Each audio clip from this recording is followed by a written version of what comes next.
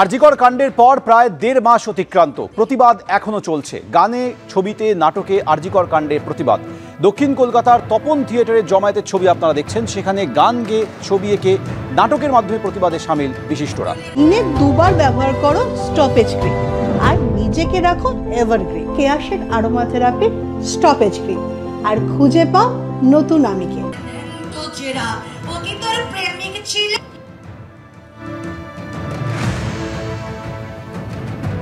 সরাসরি আমাদের সঙ্গে রয়েছে প্রতিনিধি ঐশী মুখোপাধ্যায়। ঐশী, আরজিকর কাণ্ডের পর প্রায় ১.৫ মাস অতিক্রান্ত হয়েছে। গত ১.৫ মাসে আমরা একাধিক প্রতিবাদের ধরন দেখেছি। মানুষ রাস্তায় নেমেছেন, রাত দখল হয়েছে, ভোর দখল হয়েছে, রাত জাগা প্রতিবাদে মুখর হয়েছে শহর। সাধারণ মানুষ রাস্তায় নেমেছেন, জাস্টিস ফর আরজিকর স্লোগানে সরব হয়েছেন তারা। আর এবার গান, কবিতা, নাটকের মাধ্যমে তারা প্রতিবাদে সামিল হচ্ছেন। দেখো, ৪৪ দিন ধরে অব্যাহত তাদের আন্দোলন এবং তারই সঙ্গে প্রতিবাদ কিন্তু এখনো চলছে। মাধ্যম বদলাচ্ছে কিন্তু বিচারের দাবিতে তারা একেবারে অনড়। এখানে দেখতে পাচ্ছ ক্যানভাসে তুলির টানে রং দিয়ে তারা এই মুহূর্তে প্রতিবাদ ফুটিয়ে তুলছেন। অন্যদিকে এখানে উপস্থিত রয়েছেন একাধিক নাট্য ব্যক্তিত্ব, তারা নাটক করছেন, তারা গান গাইছেন। প্রতিবাদ প্রতিফলিত হচ্ছে প্রত্যেকটা মাধ্যমের মধ্য দিয়ে। উপস্থিত রয়েছেন বিমল চক্রবর্তী, অভিজ্ঞ অভিনেতা। তাকেই জিজ্ঞেস করব, এই যে দেখা যাচ্ছে ৪৪ দিন অতিবাহিত, তারপরেও আন্দোলন অব্যাহত এবং তারই সঙ্গে দিকে দিকে প্রতিবাদ, কি বলবো? এই প্রতিবাদটা অব্যাহত রাখতে হবে, জারি রাখতে হবে। লড়াই তো এখনো শেষ হয়নি, বিচার প্রক্রিয়াও সম্পূর্ণ হয়নি। আমরা তো বিচারের দাবিতে পথে নেমেছি।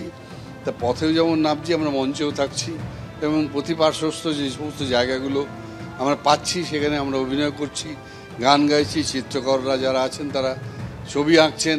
এই সব মিলিয়ে সংস্কৃতি দিয়েও কিন্তু এই ধরনের যে একটা ঘটনা তার প্রতিবাদ করা যায় এবং লড়াইটাও করা যায়। এবং সাংস্কৃতিক লোকেরা যদি ঐক্যবদ্ধ হয়ে এর বিরুদ্ধে রাস্তায় নামে, তাহলে আমার ধারণা যে প্রতিবাদটা আরও বেশি জোরদার হয়। নাগরিক সমাজ আরও বেশি আশা করতে পারে যে এমন একটা সুছন্দে একটা সুন্দর ভবিষ্যৎ আমাদের সমাজের জন্য তৈরি হবে, যাতে করে আমাদের ভবিষ্যৎ প্রজন্ম। কেন্দ্রীয় তদন্তকারী সংস্থার ভূমিকায় আপনারা প্রসন্ন? এখনো পর্যন্ত কেন্দ্রীয় তদন্তকারী সংস্থা যেটুকু কাজ করেছে সেটুকু সামান্যই মাত্র, এমন বেশি কিছু তারা উদ্ঘাটন করতে পারেননি। তবে আমরা তো নিশ্চয়ই আশা করব এবং আমার ধারণা যদি তারা এই কাজটা করতে পারেন তাহলে গোটা দেশ তাদের সাধুবাদ জানাবে। আর যদি তারা ব্যর্থ হন তাহলে কিন্তু অন্যরকম পরিস্থিতি তৈরি হয়ে যেতে পারে রাজ্যে, সেটাও কিন্তু তারা ভেবে দেখবেন। কেননা নাগরিক সমাজ এবার কিন্তু রাস্তায় নেমেছে। এটা কোনো বিচ্ছিন্নভাবে আলাদা করে এই প্রতিবাদের ছবি আগে কখনো দেখেছিলেন?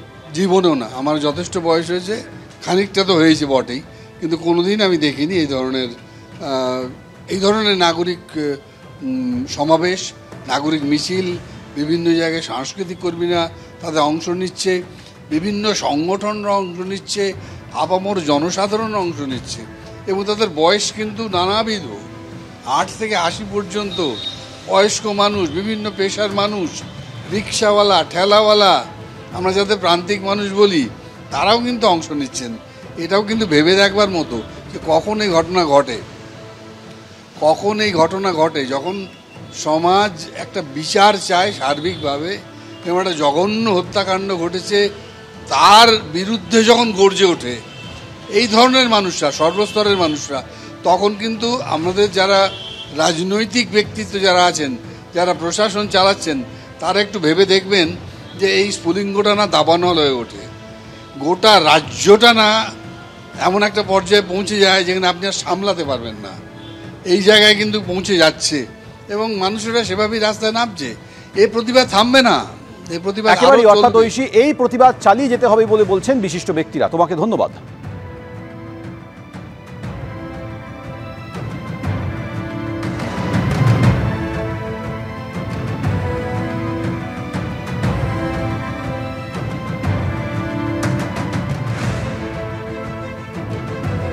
গানে, ছবি, নাটকের মাধ্যমে তপন থিয়েটারে আজ বিশিষ্ট ব্যক্তিদের জমায়েত। সেখানেই তারা তাদের এইভাবে প্রতিবাদ করছেন আরজিকর কাণ্ডের প্রতিবাদে।